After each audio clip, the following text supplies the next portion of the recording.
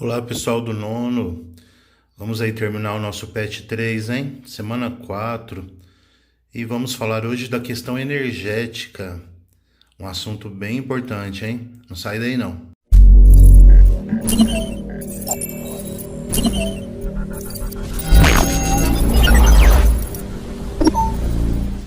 A questão energética. Antes de chegar nas atividades, eu gostaria de rapidinho dar uma explicada no assunto, justamente para ficar mais fácil. A gente na semana anterior já falou um pouco de energia renovável e não renovável, mas vamos precisar desse conceito novamente, tá bom? Então, lembrando que as renováveis são aquelas que mesmo já tendo sido utilizadas para gerar energia, elas não acabam. Elas podem ser produzidas novamente e num tempo que o ser humano consiga usar, né? A energia solar, por exemplo, a hidráulica, né? Porque a água é aquele sistema, evapora, chove, tem água de novo, né? Embora a gente sabe que a água tem uma questão complicada que o ser humano está usando de forma desordenada. A energia eólica, né? O vento não acaba, sempre vai estar ventando. A biomassa, que muitos até falam que é energia do lixo, né? Mas o bagaço de cana, alguns outros bagaços também são utilizados para biomassa. Coisas que até então eram jogadas fora e que de repente estão sendo usadas por muitos países aí produzindo energia. Geralmente as renováveis elas são mais limpas, né? Elas não são tão poluentes como as demais. Isso é bem importante. E as não renováveis, o contrário, né? Elas não se renovam, elas acabam. Ou senão elas demoram milhares e milhares de anos para a natureza produzir de novo. Então a gente não considera, porque não dá tempo na história humana delas voltarem. Né? Os combustíveis fósseis, igual o petróleo, o carvão mineral, o gás natural. E o petróleo também está comprovado que uma hora ele vai acabar. Né? Então o ser humano já tem que estar preparado para isso. A energia nuclear, perigosíssima, né? Principalmente aí o caso do urânio. Elas são valiosas, mas elas têm que ser usadas com muito cuidado. De forma geral, né, elas são muito poluentes, muito mais poluentes. Os combustíveis fósseis, por exemplo, causam aí um aumento do efeito estufa, do aquecimento global. A nuclear, ela é um grande risco em caso de acidentes, de vazamentos, como já aconteceram várias explosões por aí. Bom, tudo que eu vou falar agora é porque vai estar nas perguntas, pode ter certeza, hein? A gente usa alguma fonte de energia todo dia na vida da gente, né? Seja para assistir TV, para ouvir música, para você entrar na internet, até para cozinhar, né? Porque mesmo que você não use energia elétrica, embora vários fogões já sejam elétricos, ou pode ser a gás, ou pode ser mesmo fogão a lenha, não deixa de ser um tipo de energia, né? Para tomar banho, para o carro, né? A gasolina, o álcool, no caso da gasolina, o petróleo, no caso do álcool, a cana-de-açúcar, né? E várias outras fontes de energia. Imagina um dia de vocês, quantas fontes de energia vocês não utilizam num dia de vocês. Não há como pensar na sociedade hoje sem as fontes de energia, né? Quando acaba a luz, a gente tem uma ideia do que seria a vida da gente se não tivesse essas fontes de energia.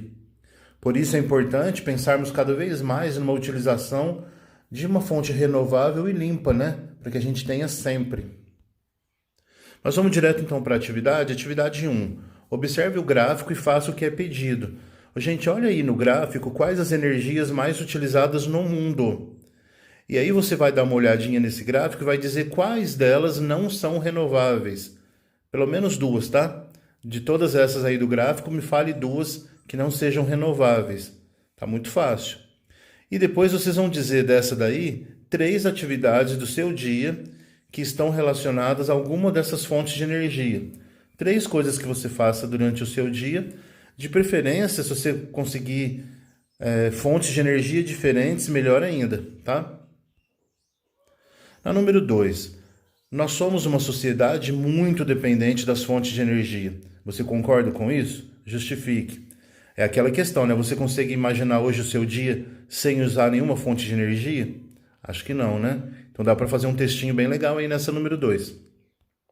Pessoal, na questão 3, vamos falar um pouco de energia solar. E vamos ver aí que de 2012 a 2016, o país que mais aumentou, que assumiu a liderança aí em termos de produção de energia nuclear, foi a China. De qualquer forma, se você olhar os outros países também, de uma forma geral, Olha os Estados Unidos, por exemplo, né, que aumentou, a Índia também aumentou, e mesmo os que diminuíram, né, foi pouca coisa, a não ser a Europa aí, que deu uma diminuída. Mas, de uma maneira geral, o que você observa em relação ao uso de energia solar no nosso planeta nesse período aí de 2012 a 2016? Tá fácil, hein? E na letra B, que fatores explicam o desempenho da China? Por que será que a China cresceu tanto? Lembra que nas semanas anteriores a gente vem falando de globalização e que a China hoje, ao lado dos Estados Unidos, é uma grande líder mundial, né? E para ela ter crescido tanto, ela precisou ter algumas preocupações. Número 4. Lá na número 1, a gente olhou a matriz energética do mundo, agora é só do Brasil. Então, que conclusão que você chega quando você observa as fontes de energia não renováveis e renováveis aqui no nosso país? O Brasil ainda está usando mais as não renováveis?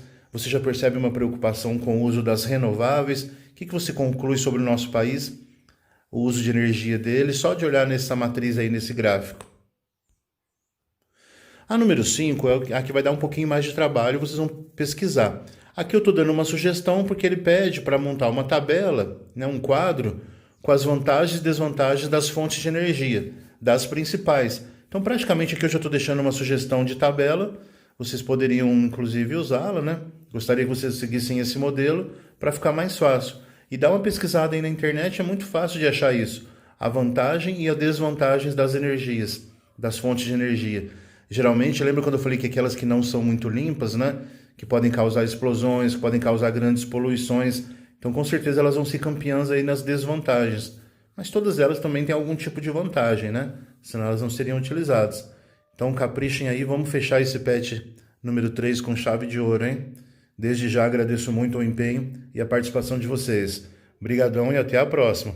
E não se esqueçam aí de caprichar, coloca o seu nome, a sua sala e manda aí para o seu coordenador. Até o PET 4, meu povo!